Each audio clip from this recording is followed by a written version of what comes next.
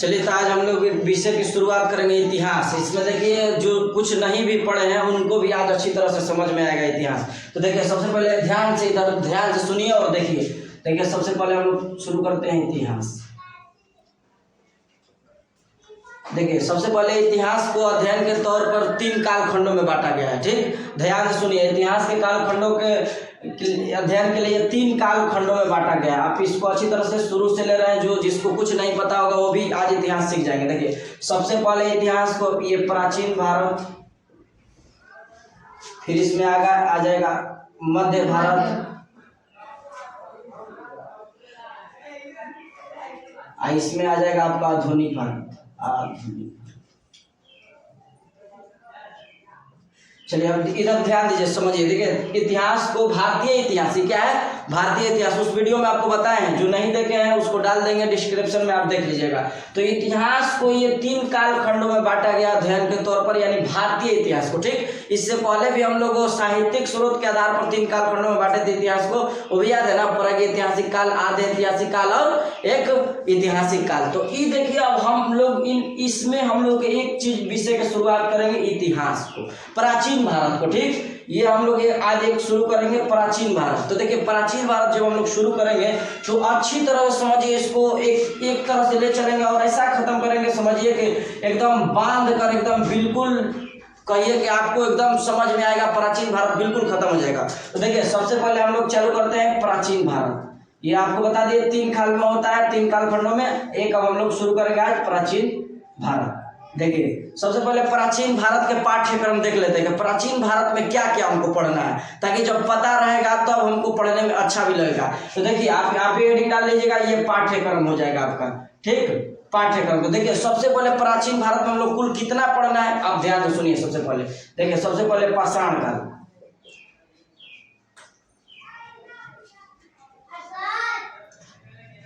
हड़प्पा, उसके बाद आपका हो जाएगा एक पाषाण काल, हड़प्पा, उसके बाद ऋग वैदिक,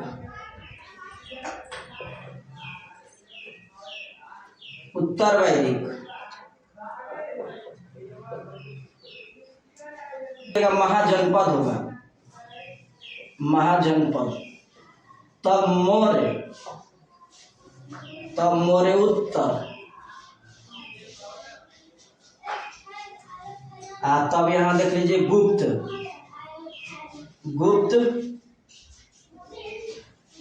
तब एक हो जाएगा गुप्तोत्तर। देखिए ये आप अच्छी तरह समझ लीजिए। सबसे पहले इसको बोल देना, ये पाठ्यक्रम किसका हुआ, ये प्राचीन भारत का पाठ्यक्रम हुआ। देखिए पाषाण काल, पाषाण, हड़प्पा, ऋग वैदिक, उत्तर वैदिक, महाजनपद, मौर्य उत्तर, गुप्त उत्तर, ये आपका एंशिएंट बिल्कुल खत्म। इस तरह से हम लोग चलेंगे, एक प्राचीन भारत क्या होगा, खत्म हो जाएगा। एक तरह से लिख देंगे बस। इसमें अब हम लोग पाषाण काल में क्या पढ़ रहा है, हड़प्पा पढ़ेंगे तो हड़प्पा में सब पढ़ लेंगे, नदी वगैरह टोटल। ऋग वैदिक पढ़ेंगे तो ऋग वैदिक में पढ़ लेंगे। देखिए इतना आप जल्दी से अब मेरे साथ याद भी करना है। तो पाषाण काल, हड़प्पा, उसके बाद पाषाण काल, हड़प्पा, ऋग वैदिक, उत्तर वैदिक, महाजनपद, मौर्य उत्तर, गुप्त उत्तर। फिर एक बार सुनिए, पाषाण, हड़प्पा, ऋग वैदिक, उत्तर वैदिक, महाजनपद, मौर्य उत्तर, गुप्त उत्तर। क्लियर, याद हुआ किसको किसको? चलिए सुनाइए, आप सुनाइए, लाइन से बोलिए, जल्दी से चले बोलिए, चले जल्दी बोलो जल्दी। पाषाण काल, हाँ, हड़प्पा सभ्यता, हाँ, ऋग वैदिक, हाँ, उत्तर वैदिक, हाँ, महाजनपद, हाँ, और मौर्य उत्तर, गुप्त। हाँ, तो इस तरह से हम लोग को याद चाहिए। चालू करेंगे तो एकदम याद। हाँ, इधर से पाषाण, हड़प्पा, ऋग वैदिक, उत्तर वैदिक, महाजनपद, मौर्य उत्तर, गुप्त उत्तर, ये आपका एंशिएंट पूरा खत्म हो जाएगा। प्राचीन भारत का आपको बताए थे कि चालू करना है। ये मौर्य उत्तर का ही एक राजा होगा जिसका नाम है हर्षवर्धन। जो आपको लिखाए थे कि प्राचीन भारत 2.5 लाख से लेकर 647 तक जा रहा था, उसमें 647 क्या है, तो ये गुप्त राजा एक अंतिम राजा होगा जिसका नाम है हर्षवर्धन। उसका मृत्यु है 647। ये आपको अच्छी तरह से याद भी रखना है। ठीक, तो यहाँ तक के बिल्कुल हम लोग जब एक काल में बांध ध्यान देंगे तो ये हम लोग का एंशिएंट इंडिया या जिसको प्राचीन भारत, ये क्या होगा, पूरा मुकम्मल खत्म हो जाएगा। ठीक, तो अब हम लोग शुरू से चलेंगे। जैसे हम पाषाण काल है तो पाषाण काल को हम लोग अच्छी तरह से पढ़ेंगे। आप पाषाण काल से भी हम लोग के पहले बताए थे कि इतिहास में प्रागैतिहासिक काल, आधे ऐतिहासिक काल और इतिहास काल, ये तीनों आपको बता दिए थे। ये तीनों में आप लोगों को बताए थे कि जो साहित्यिक स्रोत के आधार पर 3 कालखंडों में बांटा गया इतिहास को। पहला प्रागैतिहासिक काल, और दूसरा आधे ऐतिहासिक काल, और तीसरा ऐतिहासिक काल। इसको भी देखिए आज हम लोग थोड़ा सा समझ लेते हैं, फिर उसके बाद हम लोग एक चलेंगे कौन सा, हड़प्पा। उसी में देखिए तो साहित्यिक स्रोत के आधार पर, साहित्यिक स्रोत के आधार पर कितने कालखंडों में बांटा गया है, तो 3 कालखंडों में बांटा गया साहित्यिक स्रोत के आधार पर। ध्यान रखिएगा, साहित्यिक स्रोत के आधार पर कितने कालखंडों में बांटा गया है, 3 कालखंडों में। पहला प्रागैतिहासिक काल, प्रागैतिहासिक काल, ठीक, उसके बाद आधे ऐतिहासिक काल,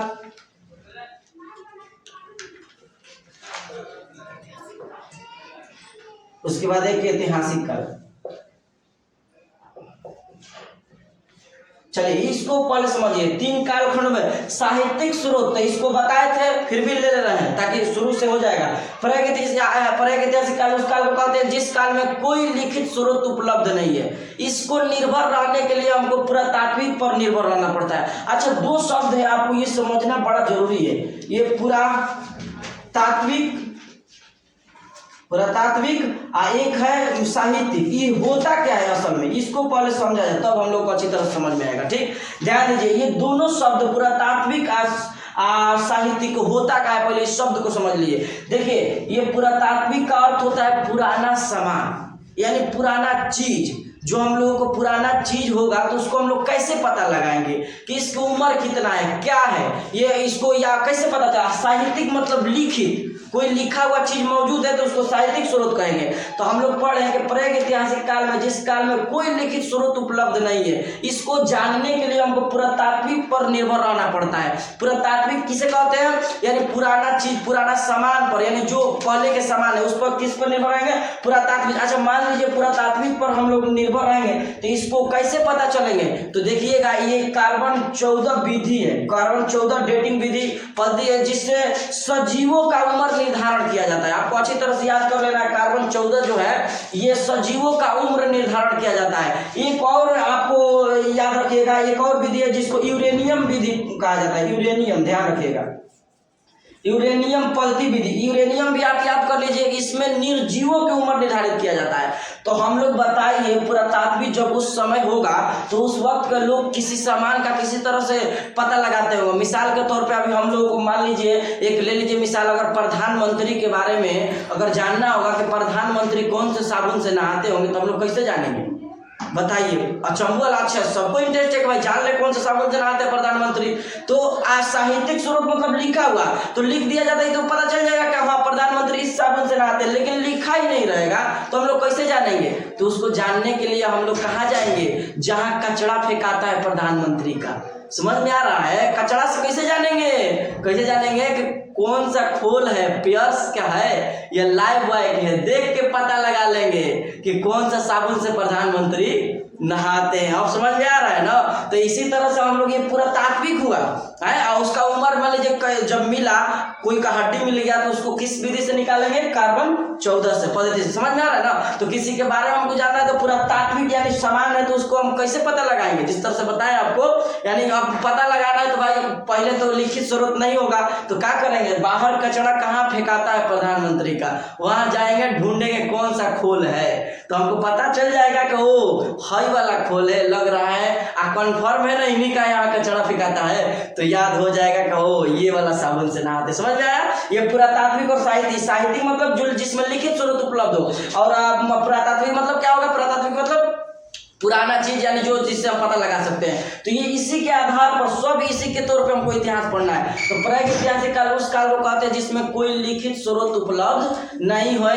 यानी उसके जानने के लिए साहित्यिक यानी पुरातात्विक पर निर्भर रहना पड़ता है। आदि ऐतिहासिक काल, आदि ऐतिहासिक काल उसे कहते हैं जिस काल में लिखित स्रोत तो उपलब्ध है लेकिन अभी तक उसको पढ़ा या समझा नहीं जाता है। ठीक, ये आदि ऐतिहासिक काल, इसको भी जानने के लिए हमको पुरातात्विक पर निर्भर रहना पड़ता है। ठीक, दो ऐतिहासिक काल में हमको सब पढ़ना है, इसमें साहित्य लिखे भी मौजूद है, पढ़ा भी जा सकता है और समझा भी जा सकता है। इस काल को क्या कहेंगे? ऐतिहासिक काल।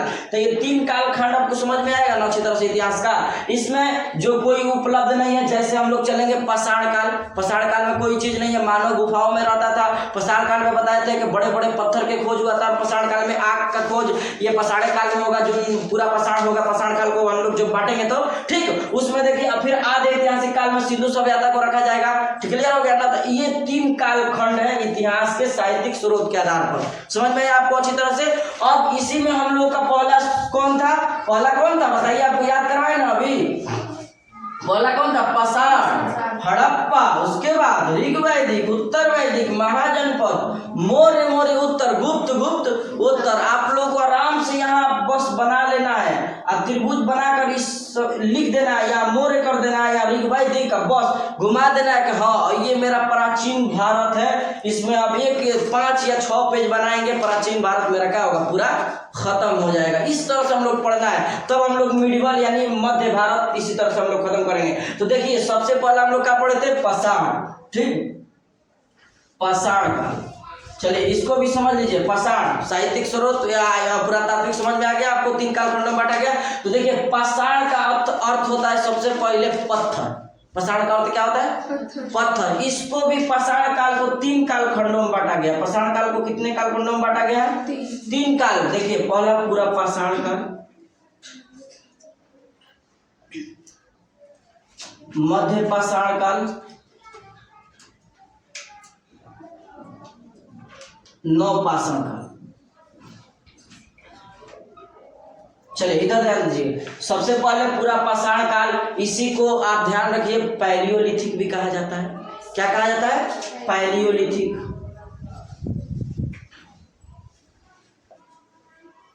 पैलियोलिथिक भी कहा जाता है। पस है तो याद रखिएगा। और फिर इसको मेसोलिथ कहा जाता है। क्या कहा जाता है? मेसोलिथ। इसको न्यूलिथ, इसको याद लिख लीजिएगा, नहीं आ रहा है तो ठीक है। तो इसको देखिए पहले पूरा पाषाण को पैलियोलिथिक, मध्य पाषाण को मेसोलिथ और नव पाषाण को न्यूलिथिक। याद किसे करेंगे? देखिए प से है पूरा पाषाण, म से है मेसोलिथ, ठीक, और नव पाषाण तो न से है न्यूलिथिक। क्लियर? याद हो गया ना? यानी पाषाण काल पत्थर। पाषाण काल को 3 कालखंडों में बांटा गया। कौन कौन? पूरा पाषाण काल, मध्य पाषाण काल, नव पाषाण काल। क्लियर? आप देखिए अभी तीनों कालखंडों को जब हम लोग पढ़ेंगे तो इसमें का खोज होगा, कैसे होगा, हम लोग एकदम पूरा क्लियर होना चाहिए। जिस तरह से वो बता चुके हैं हम, वो वीडियो आप जाके देख लीजिएगा, हो सके तो डिस्क्रिप्शन में उसको डाल देंगे। फिर भी हम लोग आज समझ लेते हैं। देखिए सबसे पहले ये पूरा पाषाण काल में मानव जो था ये गुफाओं में रहता था, ठीक। ये पाषाण में पूरा पाषाण जो एक बता रहे हैं आप समझिए अच्छी तरह से। इसमें आग का खोज हुआ। क्या का खोज हुआ? आग का। अब लिख रहे हैं बस, इसमें बना देना एक लिस्ट। अब इसमें भी क्या क्या खोज हुआ, ठीक। तो ये पूरा पाषाण काल में आग का खोज हुआ। इसमें बड़ा पत्थर का खोज हुआ। बड़ा पत्थर कहाँ से? बड़ा बड़ा पत्थर। आप ध्यान रखिएगा, एक गुफा है जिस गुफा का नाम है शैल चित्र का गुफा, वो भीमबेटका के गुफा से पूछेगा क्वेश्चन। भीमबेटका का शैल चित्र गुफा का प्राचीनतम साक्ष्य कहाँ से मिला है? तो सबसे प्राचीन गुफा कौन है? तो भीमबेटका। एलोरा और एजेंटा नहीं मारना है। उससे पहले कौन गुफा है आपको ध्यान रखिए? भीमबेटका का गुफा, ठीक ना। कौन गुफा है? भीमबेटका। भीमबेटका, ये अपन ध्यान रखेगा। भीमबेटका के गुफा से सबसे पहले आई। भीमबेटका कभी कभी पूछ देता है एक तो आपको सवाल पूछेगा। सबसे पहला सवाल के सबसे पहले गुफा का शैल चित्र कहाँ से मिला? तो भीमबेटका से। तो भीमबेटका कभी कभी ना देकर आपको देता है अब्दुल रायगंज सेन। ये भी याद रखना है, ठीक ना। अब्दुल रायगंज सेन यानी भीमबेटका में आता है ये भी, तो ये भी याद कर लेना है, ठीक है। तो इतना ये पूरा पाषाण काल से, अभी इतना ही है, कम है, उसमें बताया ज्यादा। इधर ध्यान दिए मध्य पाषाण में इसी तरह से इसमें बड़ा पत्थर, तो इसमें माइक्रोलिथ यानी छोटा पत्थर। क्लियर? इसमें आग का खोज हुआ तो इसमें पशुपालन का खोज होगा। क्लियर? और इसमें पशुपालन का खोज होगा तो सबसे पहले पालतू किस जानवर को बनाया गया? आपको बताया था अच्छी तरह। तो सबसे पहले पालतू कुत्ता को बनाया गया है, ठीक ना। इसमें आपको मध्य पाषाण काल चल रहा है, तो मध्य पाषाण काल में जैसे ये भीमबेटका का गुफा मिला है तो इसमें भी कुछ मिलना चाहिए। तो मानव ने सर्वप्रथम किस धातु का उपयोग किया? तांबा का, तो ताम्र पाषाण काल में चले जाएंगे हम लोग, ठीक है। तो ये मध्य पाषाण हुआ, इसी तरह से नव पाषाण काल में भी खोज हुआ है बहुत सारा। तो नव पाषाण काल में खोज हुआ है तो आप लिख लीजिए, जिसमें कृषि का खोज किस काल में हुआ है? कृषि का खोज भी हुआ है। फिर उसके बाद पहिए का खोज हुआ। तो ये सब किसमें आ जाएगा? कृषि का, हालांकि इसमें आएगा, ध्यान रखिए, मध्य पाषाण में। लेकिन नवपाषाण काल में किस में आएगा आपको? नवपाषाण काल में कृषि भी आएगा, नवपाषाणी काल में कृषि आएगा। और आपको ये पहिए का भी खोज किस काल में आएगा? नवपाषाण काल में। यानी सबसे ज्यादा खोज किसमें होगा? नवपाषाण काल में। तो देखिए इस तरह से हम लोग कॉन्सेप्ट बैठाएंगे तो पाषाण काल से ज्यादा आपको सवाल मतलब मैक्सिमम में पूछता नहीं है, तो हम बैठा दिए अच्छी तरह से। और इसमें पहले वाला वीडियो में आपको ताम्र पाषाण काल भी बताया है। ताम्र पाषाण काल एक है, इसके अलावा भी है। तो ताम्र मतलब तांबा और पाषाण मतलब पत्थर, यानी पता चलता है कि उसमें ताम्र प्लस तांबा और प्लस पत्थर, यानी ताम्र पाषाण काल उस काल को कहा जाता है। उस काल में भी कई संस्कृतियां भी आपको बताए थे, जोरवे संस्कृति है, फिर से आहार संस्कृति, सब आप बागोर कहाँ स्थित है, ये सब वीडियो में है। आप उसको डिस्क्रिप्शन में डाल देंगे, देख लीजिएगा अच्छी तरह से। तो आज इतना ये समझ में आएगा ना, इतिहास के कालखंडों में कितने कालखंडों में बांटा गया, पूरा पाषाण में कितना, मध्य पाषाण में कितना। ताम्र पाषाण को ध्यान रखिएगा, कैल्कोलिथी या चैल्कोलिथी भी कहा जाता है। ताम्र पाषाण पर एक वीडियो भी मौजूद है, आप उसको डाल देंगे, पूरा अच्छी तरह से देख लीजिएगा। तो आज के लिए हम लोग बैठाए कि इतिहास को किस तरह से पढ़ना है, प्राचीन भारत को हम लोग कैसे बैठाए हैं, पाषाण, हड़प्पा, ऋग्वैदिक, उत्तर वैदिक, महाजनपद, मौर्य, उत्तर, गुप्त, उत्तर, ये पूरा हम लोग का प्राचीन भारत खत्म हुआ था। अभी हम शुरुआत किए हैं, जबकि पहले भी बता चुके हैं। अब हम लोग अगला लेसन से शुरू करेंगे, जिसका नाम होगा क्या? पाषाण के बाद कौन आएगा? याद है ना? तो ये है हड़प्पा। ये हड़प्पा हम लोग चालू करेंगे बहुत अच्छी तरह से। ये हड़प्पा सभ्यता क्या होता है, मोहनजोदड़ो कहाँ है, मोहनजोदड़ो खोज किसने किया, हड़प्पा का खोज किसने किया, कब हुआ, उत्खनन क्या होता है, दयाराम साहनी कौन है, सब हम लोग एक अच्छी तरह से जब हड़प्पा चालू करेंगे तो देख लेंगे। इसका उत्खनन, इसका कई नाम है, प्राचीनतम सभ्यता क्यों कहा जाता है, इसका नाम कितना है, किधर से सिंधु नदी आती है, चेनाब नदी, सब हम लोग पढ़ेंगे। बस एक फिगर बनाएंगे, यही होगा हड़प्पा सभ्यता। इसकी चौहदी 4 और बना देंगे और अच्छी तरह से हड़प्पा सभ्यता को हम लोग पढ़ेंगे, ठीक है। तो अगली वीडियो में हम लोग हड़प्पा सभ्यता पढ़ेंगे। तो इतना सबसे पहले क्लियर याद होना चाहिए, पाठ्यक्रम आपको बढ़िया से होना चाहिए कि हमको पढ़ना क्या है, ठीक है। तो अब हम लोग मिडिवल में घुसेंगे, यानी मध्य भारत में। तो अब अगली वीडियो में हम लोग हड़प्पा सभ्यता पढ़ेंगे। तो आज के लिए हम लोग इतना ही रहने देते हैं। आज ये आप अच्छी तरह से पहले पूरा याद कर लीजिएगा, ठीक है। तो आज के लिए इतना ही रहने देते हैं, तो आप रहने दीजिए।